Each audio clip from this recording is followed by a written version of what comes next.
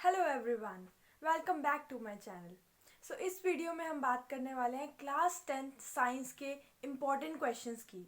और पर्टिकुलरली इस वीडियो में हम फिज़िक्स की बात करने वाले हैं और केमिस्ट्री की हमने बात की थी पार्ट 1 इस वीडियो के पार्ट 1 में, तो आप जाकर वो देख सकते हो। डिस्क्रिप्शन में मैं लिंक दे दूँगी। सो हम शुरू करते हैं फिज़िक्स से।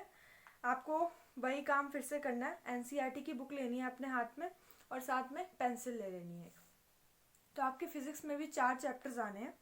कौन कौन से? लाइट, ह्यूमन आई, मैग्नेटिक इफेक्ट्स वाला और इलेक्ट्रिसिटी। ठीक है, तो सबसे पहले हम बात करेंगे लाइट चैप्टर की। सो आप लाइट चैप्टर को खोलेंगे तो पेज नंबर 161 यहाँ से मैं शुरू कर रही हूँ। तो सबसे पहले लॉज ऑफ रिफ्लेक्शन बेसिक, ये आपको पता होना चाहिए। लॉज ऑफ रिफ्लेक्शन और लॉज ऑफ रिफ्रैक्शन, ये दोनों बहुत इंपॉर्टेंट है। और लॉज ऑफ रिफ्रैक्शन जो है वो ज़्यादा इंपॉर्टेंट है क्योंकि उसमें स्नेल्स लॉ भी आ जाता है। ठीक है, तो लॉज ऑफ रिफ्रैक्शन हो गए। उसके बाद प्लेन मिरर से जो इमेज बनती है उसकी प्रॉपर्टीज़ दी हुई हैं इसके नेक्स्ट पैराग्राफ में, वो आपको ध्यान रखनी है, बहुत इंपॉर्टेंट है। उससे रिलेटेड आपसे क्वेश्चन पूछ सकते हैं कि प्लेन मिरर कौन सी नेचर क्या होता है, इमेज जो बनाता है, उससे रिलेटेड क्वेश्चंस पूछ सकते हैं आपसे। लेटरली इन्वर्टेड होती है, उसका मीनिंग क्या होता है, ये पूछ सकते हैं। ठीक है, उसके बाद जो स्फेरिकल मिरर्स हैं इनके बारे में आपको centre of curvature, pole, radius of curvature वगैरह वगैरह आपको ये सब पता होना चाहिए। डेफिनेशंस अगर लर्न नहीं करनी तो ठीक है, लेकिन आपको इसके बारे में पता होनी चाहिए कि ये होता क्या है, कहाँ पे होता है। जो आप मिरर बना रहे हो उसमें पी कहाँ लिखोगे, एफ कहाँ लिखोगे, सी कहाँ लिखोगे, क्या होता है वो आपको पता होना चाहिए क्योंकि वो आपके रे डायग्राम्स में हेल्प करेगा और वो ज़रूरी है। और साथ में मतलब सब कुछ इस पर डिपेंड करता है आपका। अगर आपको ये पता है तभी आप आगे बढ़ पाओगे। अच्छा, तो उसके बाद पेज नंबर 164 और 167 पर आपको टेबल्स दे रखी हैं।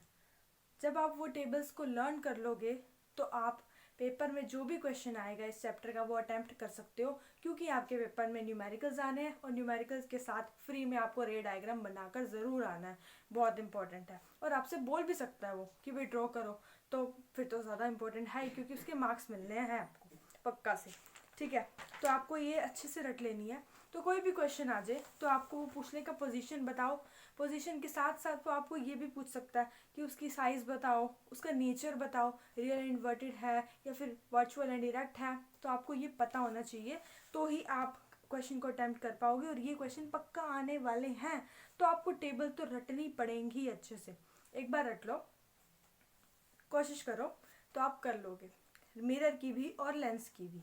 ठीक है, और आपको ये रूल्स पता होने चाहिए कि पैरेलल जब हम रेस फेंकते हैं, मतलब रेस डालते हैं अपने मिरर पर, तो वो फोकस पे जाती है। उसका वाइस वर्सा कर दें हम तो फोकस से अगर हम रेस को डालते हैं तो पैरेलल हो जाती है। ये सब आपको पता होना चाहिए। सेंटर ऑफ कर्वेचर का भी ऐसे ही पोल से क्या बोलते हैं, एंगल से, किसी पर्टिकुलर हम एंगल से डालते हैं तो वो उसी एंगल से वापस आती है क्योंकि वो लॉज ऑफ रिफ्लेक्शन को फॉलो करती है। तो ये आपको पता होने चाहिए पेज 164 से जो रूल्स लिखे हुए हैं, तभी आप बना पाओगे ना रे डायग्राम्स।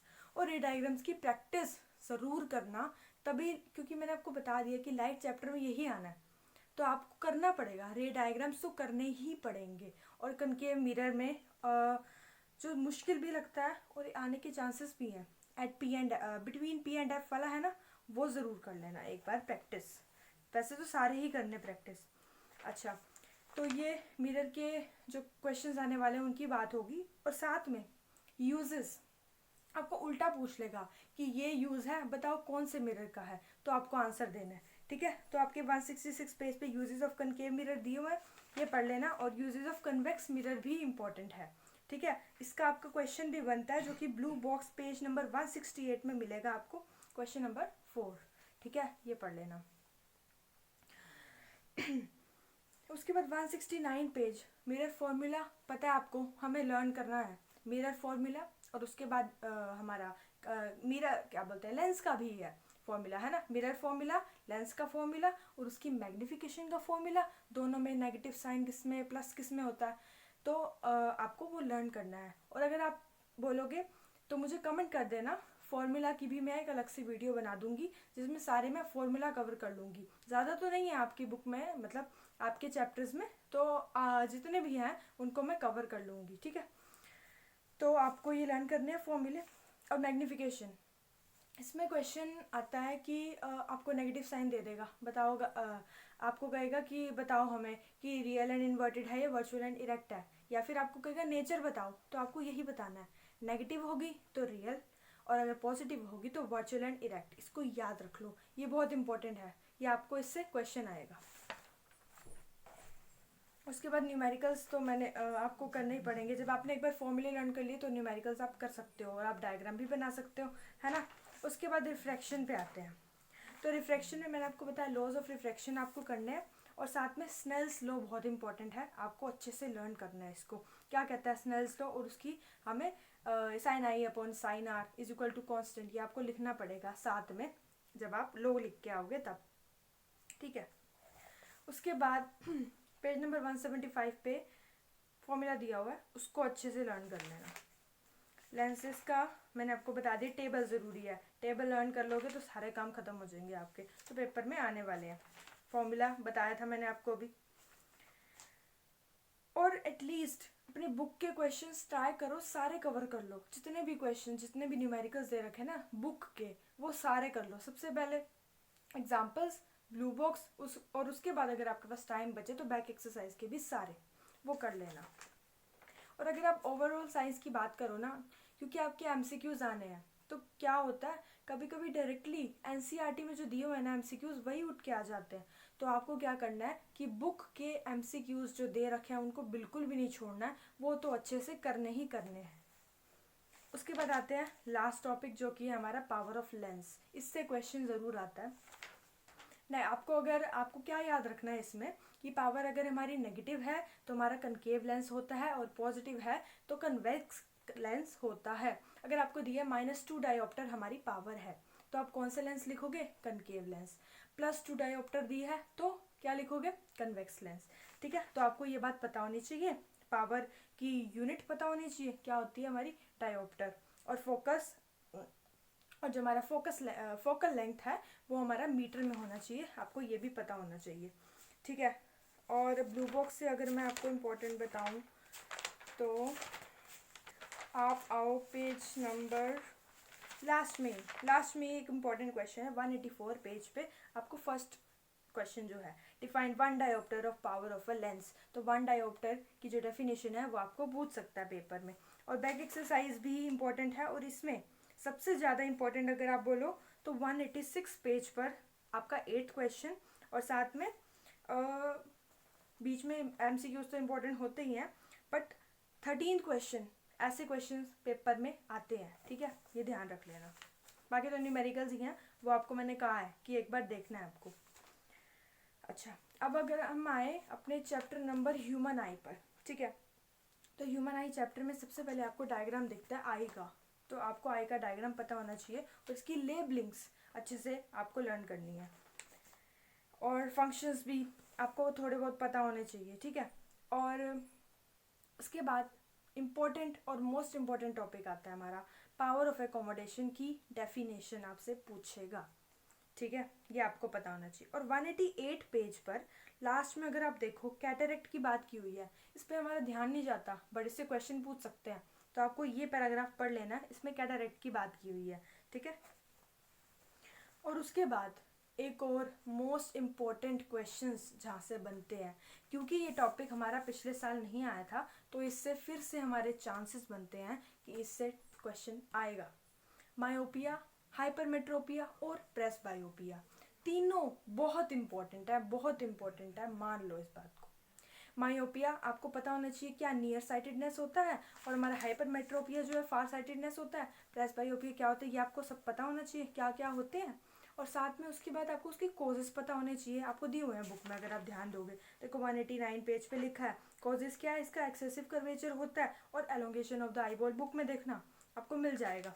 और दूसरा, और इसके बाद क्वेश्चन क्या पूछेगा, आपको करेक्शन बताओ हमें इसकी कैसे करोगे, अगर आपको डिफेक्ट जो है ये इसको ठीक करना है तो कौन सा लेंस लगाओगे, तो आपको लेंस पता होना चाहिए। और डायग्राम्स बहुत इम्पोर्टेंट हैं, याद रख लो। प्रेसबायोपिया भी इम्पोर्टेंट है, इसमें आपको लेंस भी पूछ सकता है, ठीक है। और अब आते हैं हम प्रिज्म टॉपिक पे, ठीक है। प्रिज्म में आपको पता होना चाहिए इंसिडेंट रे आती है, फिर रिफ्रैक्टेड रे होती है, फिर इमर्जेंट आती है, और एंगल ऑफ डेविएशन क्या होता है ये आपको पता होना चाहिए। उसके बाद आ जाते हैं हम डिस्पर्जन। डिस्पर्जन क्या होता है, बेसिक क्वेश्चन है, ये आपको पता होना चाहिए।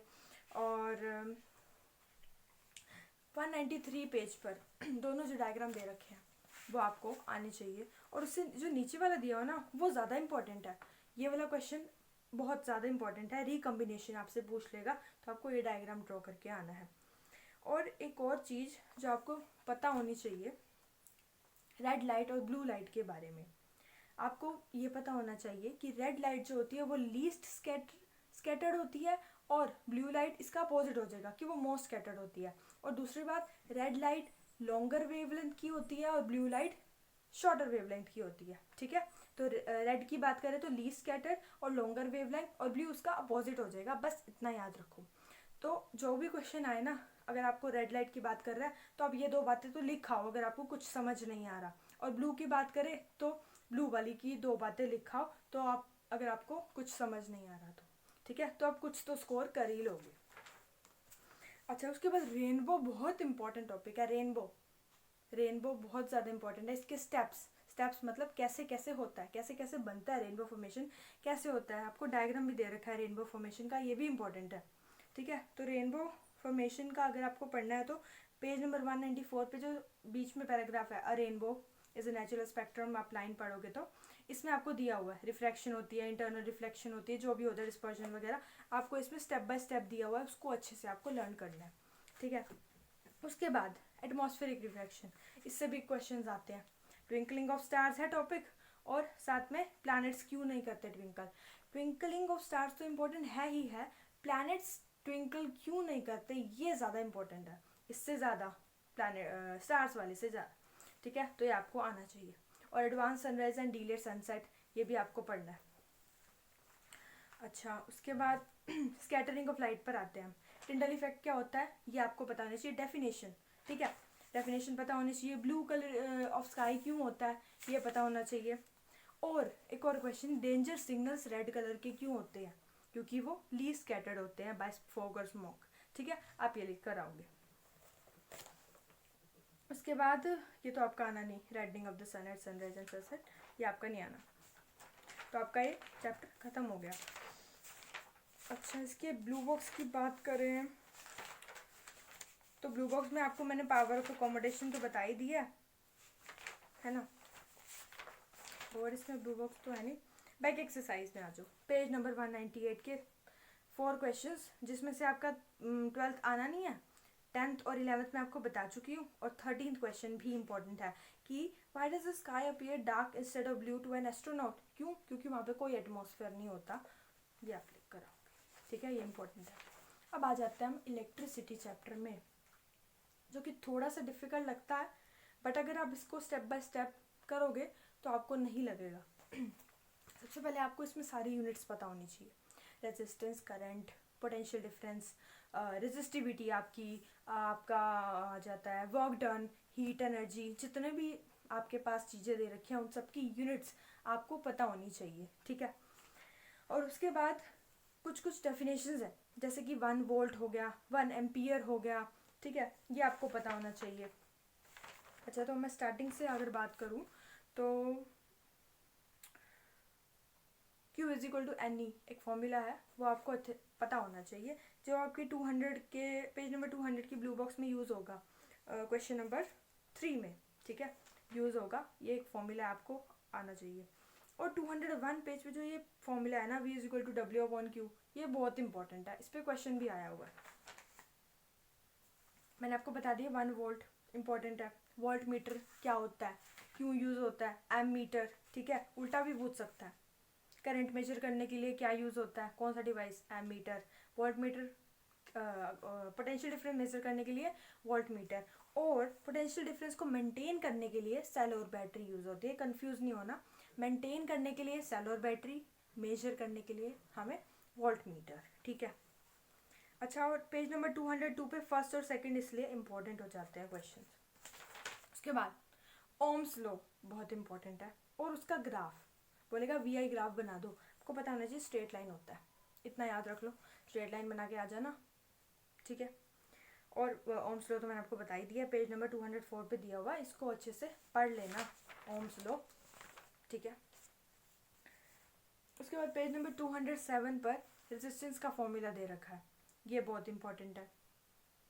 और रेजिस्टेंस किन किन फैक्टर्स पे डिपेंड करता है, लेंथ पे, एरिया पे, नेचर ऑफ मटेरियल पे, वायर की, ठीक है, ये आपको पता होना चाहिए, ठीक है। और ऐसा यूनिट ऑफ यहाँ पे आपको रेजिस्टिविटी की दे रखी है, ठीक है, ये आपको पता होना चाहिए। और एक और क्वेश्चन है, उससे पहले हम 208 पेज पर आएंगे। 12.4 एग्जाम्पल और 12.5 दोनों के दोनों बहुत इंपॉर्टेंट है, ठीक है। पेज नंबर 209, फर्स्ट क्वेश्चन मैंने आपको बता दिया, फैक्टर्स, क्वेश्चन इंपॉर्टेंट है। फोर्थ क्वेश्चन बहुत इंपॉर्टेंट है, एलॉय की क्यों बने होते हैं, इसका आंसर आपको पेज नंबर 207 पर दिया हुआ है, ठीक है। क्योंकि रेजिस्टिविटी एलॉय की जो होती है वो हायर होती है, ये आपको रीजन में देना है, पेज नंबर 207 के लास्ट पैराग्राफ जो दिया है ना उसमें मिल जाएगा, ठीक है। बुक से मैं आपको लाइन वाइज इसलिए बता रही हूँ ताकि आपको ये भी समझ आ जाए कि कहाँ पे लिखा है और आपको कहाँ से पढ़ना है, ताकि आपके लिए ईजी हो जाए, ठीक है।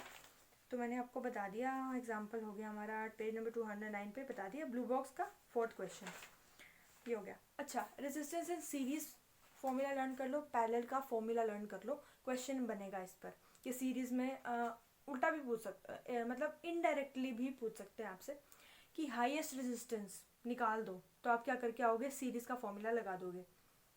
अगर आपको लोएस्ट रेजिस्टेंस पूछेगा तो पैरेलल का फॉर्मूला लगा दोगे। पेज नंबर 215 पर आपको मिलेगा सीरीज और पैरेलल के बारे में, एडवांटेजेस डिसएडवांटेजेस के बारे में बात की हुई है, एक बार पढ़ लेना, ठीक है। डिसएडवांटेजेस सीरीज की, ये ज़्यादा इंपॉर्टेंट है, ये पढ़ लेना एक बार, ठीक है। पेज नंबर 216 इस पर आओ, आपको मिलेगा वही थर्ड क्वेश्चन, अभी मैंने बता दिया। फोर्थ और फिफ्थ ये भी इंपॉर्टेंट है, न्यूमेरिकल्स आए हुए हैं पेपर में, ठीक है। उसके बाद हमारा जूल्स लॉ ऑफ हीटिंग बहुत इंपॉर्टेंट है, बहुत ज़्यादा इंपॉर्टेंट है, इसका फॉर्मूला भी। उसके बाद फ्यूज़ है, ये इंपॉर्टेंट है, फ्यूज़ को पढ़ लेना एक बार, पेज नंबर 218 पे दिया है। और पेज नंबर 219 पे पावर की बात की हुई है, इसमें आपको पता होना चाहिए कमर्शियल यूनिट ऑफ एनर्जी क्या होती है हमारी, किलोवाट आवर होती है, जिसको हम यूनिट भी बोलते हैं। और 1 किलोवाट आवर अगर मैं आपको जूल में बोल दूँ कन्वर्ट करने के लिए, तो आपको पता होना चाहिए, ठीक है। अच्छा, 1 वोट की डेफिनेशन भी पूछ सकता है आपसे। एक और पेज नंबर 218 पे जो सेकंड क्वेश्चन है, ये पेपर में आया हुआ है, एक बार इसे कर लेना। ये हो गया हमारा पेज नंबर 221 पे। वैसे तो उसमें बहुत सारे न्यूमेरिकल्स है, तो कहीं से भी कुछ भी आ सकता है, लेकिन आप फोर्थ ज़रूर कर लेना, 10th कर लेना अच्छे से। और वैसे तो मैंने आपको बोले हैं एमसीक्यूज तो पक्का से कर लेना, क्योंकि MCQs directly same to same आ जाएगा, तो आपको ताकि दिक्कत ना हो तो आप पहले से करके जाओ। तो 222 पेज पे 15 क्वेश्चन है ना, ये प्रीवियस ईयर का क्वेश्चन है, तो ये भी ज़रूर कर लेना। और 18th क्वेश्चन, इसको तो छोड़ना ही नहीं है, ये आपको पढ़ लेने हैं बस, ठीक है, मैं आपको इतना बता दिया। अच्छा, अब मैग्नेटिक इफेक्ट्स चैप्टर की बात करते हैं। तो मैग्नेटिक इफेक्ट्स में सबसे पहले आओगे तो मैग्नेटिक फील्ड लाइंस क्या होती हैं और इनकी प्रॉपर्टीज़ क्या होती है, ये आपको पता होना चाहिए कि वो। और एक और क्वेश्चन, वो इंटरसेक्ट क्यों नहीं करती मैग्नेटिक फील्ड लाइंस जो है हमारी, उसका आपको रीज़न पूछ सकता है, ठीक है। क्यों नहीं करती, क्योंकि अगर वो इंटरसेक्ट करेंगी तो हमें 2 डायरेक्शंस मिल जाएंगी, 2 डायरेक्शन पॉसिबल नहीं है, तो इसलिए नहीं करती, आपको ये लिखना है, ठीक है। बार मैग्नेट का डायग्राम आपसे पूछ लेगा, पता होना चाहिए कौन सी डायरेक्शन से निकलती है, कौन सी डायरेक्शन से अंदर जाती है, ये आपको पता होना चाहिए। राइट एंड थंब रूल पता होना चाहिए आपको। सोलेनोइड बहुत इंपॉर्टेंट टॉपिक है। और उसके नीचे ये है इलेक्ट्रोमैग्नेट का क्वेश्चन। उसके बाद फ्लेमिंग्स लेफ्ट हैंड रूल। उसके बाद इलेक्ट्रिक मोटर आना नहीं है आपका, इलेक्ट्रोमैग्नेटिक इंडक्शन नहीं आना आपका, इलेक्ट्रिक जनरेटर भी नहीं आना, AC ओवर DC ये आना है, इसको पढ़ लेना। 237 में ऊपर दिया हुआ है आपको कुछ कुछ, ठीक है। और डोमेस्टिक इलेक्ट्रिक सर्किट्स, क्योंकि ये पिछली बार, अगेन मैं बोल रही हूँ कि ये वाला टॉपिक भी पिछली बार नहीं आया था, तो चांसेस हैं कि इसमें से भी क्वेश्चन आए। और डायग्राम इसलिए आपको अच्छे से करना है क्योंकि ये आ सकता है। और ओवरलोडिंग, शॉर्ट सर्किटिंग बहुत इंपॉर्टेंट। वायर जितनी भी आपकी live wire, earth wire, neutral wire, ये बहुत इंपॉर्टेंट है। और इससे रिलेटेड एक क्वेश्चन है कलर्स भी, इनके कलर कौन से कलर की होती है, कौन सी वायर कौन से कलर की होती है। और एक और क्वेश्चन है कि अर्थ वायर जो है वो अर्थ से कनेक्टेड क्यों होती है, ये आपको क्वेश्चन पूछ सकता है वो, ठीक है। और इसी के साथ हमारा ख़त्म हो जाता है फिज़िक्स का, है ना। 4 चैप्टर हमने कवर कर लिए। तो ये थे हमारे फिज़िक्स के इम्पोर्टेंट क्वेश्चंस, और हम केमिस्ट्री के ऑलरेडी कर चुके हैं। और बायोलॉजी के मैं कोशिश करूँगी जल्दी से जल्दी वीडियो डालने की उसकी। और अगर आपको ये वीडियो हेल्पफुल लगी हो तो वीडियो को लाइक कर देना और शेयर कर देना, ताकि ये और बच्चों के लिए भी हेल्पफुल हो सके, ठीक है। और अगर आपको फॉर्मूला चाहिए एक ही वीडियो में तो आप मुझे कमेंट कर देना, तो मैं उस पर भी वीडियो बना दूंगी। और अगर आपको कोई और कॉन्सेप्ट भी चाहिए, आपके जितने भी चैप्टर्स आ रहे हैं उनमें से कोई भी डिफ़िकल्ट आपको टॉपिक लग रहा है तो आप कमेंट कर देना, मैं उस टॉपिक पे भी वीडियो बना दूंगी। Thank you.